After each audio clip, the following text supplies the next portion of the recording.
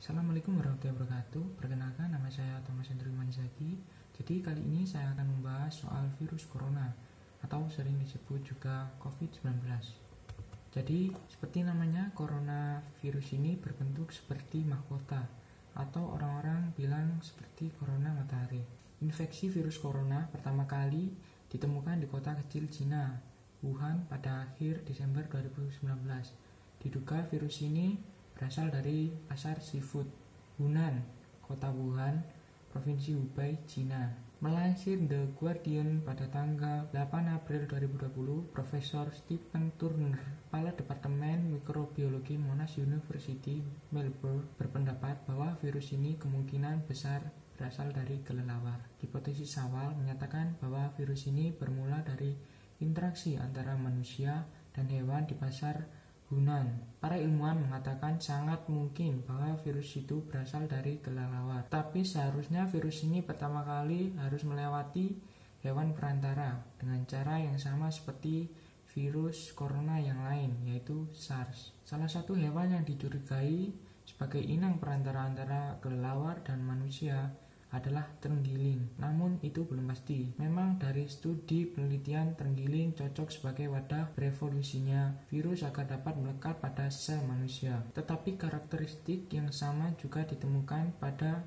hewan kucing, kerbau, sapi, kambing, domba, dan merpati. Bisa jadi bukan hewan terenggiling awal mula sumber penularan virus ini. Perlu kalian ketahui juga, coronavirus ini menginfeksi sistem pernafasan yang menyebabkan penderita mengalami infeksi pernafasan ringan seperti flu, batuk kering, dan parahnya lagi virus ini juga dapat menyebabkan infeksi pernafasan berat seperti infeksi paru-paru, pneumonia, hingga kematian. Virus corona ini menular dengan begitu cepatnya dan telah menyebar hampir di semua negara, tak terkecuali Indonesia hanya dalam waktu beberapa bulan saja. Dari data ini dapat kita lihat bahwa virus corona ini cukup mematikan. Sampai pertanggal 30 Mei 2020, negara yang masih terdampak virus corona ini sejumlah 216 negara. Jumlah kasus terkonfirmasi sebanyak 5.796.483 jiwa. Dan total korban meninggal dunia akibat terdampak corona ini sejumlah 362.483 jiwa. Sedangkan di negara kita, Indonesia, kasus positif sudah mencapai 25.773 jiwa, dengan kasus yang dinyatakan sembuh sebanyak 7.015 jiwa dan korban yang meninggal sebanyak 1.573 jiwa. Memang kasus korban meninggal di Indonesia terus meningkat tiap harinya, namun persentasenya lebih tinggi yang sembuh dibanding yang meninggal. Dengan terus bertambahnya korban yang meninggal akibat virus corona ini, banyak warga yang merasa cemas, takut terjangkit virus ini. Sampai-sampai kemarin beredar berita di salah satu saluran TV nasional bahwa ada kasus penolakan pemakaman korban meninggal akibat corona oleh sejumlah warga desa di suatu wilayah di Indonesia. Padahal sih korban ini warga kampung situ. Di sini kita bisa lihat bahwa rasa takut berlebih warga ini timbul akibat sering terjajali berita corona setiap hari, baik di medsos, siaran TV, koran, dan lain-lain. Rasa takut berlebih ini menyebabkan lunturnya nilai integrasi nasional dalam bermasyarakat yang berupa rasa empati antar sesama, rasa saling bergotong royong, saling menghargai, dan lain sebagainya. Jadi kali ini saya akan mengaitkan kasus pandemi corona ini dengan salah satu materi kewarganegaraan, yaitu integrasi nasional. Sebelumnya, alangkah baiknya kita mengetahui apa sih integrasi nasional itu. Integrasi nasional adalah usaha dan proses mempersatukan perbedaan-perbedaan yang ada pada suatu negara, mulai dari agama, ras, budaya, suku, dan lain sebagainya, untuk menciptakan sebuah keserasian yang seirama dalam bermasyarakat. Adapun arti integrasi nasional menurut para ahli atau pakar asing, misalnya dari Gurnandt pada tahun 2010, menyatakan integrasi nasional adalah kesadaran identitas bersama di antara warga negara. Ini berarti bahwa meskipun kita memiliki kasta yang berbeda, agama dan daerah, dan berbicara bahasa yang berbeda, kita mengakui kenyataan bahwa kita semua adalah satu. Jenis integrasi ini sangat penting dalam membangun suatu bangsa yang kuat dan makmur.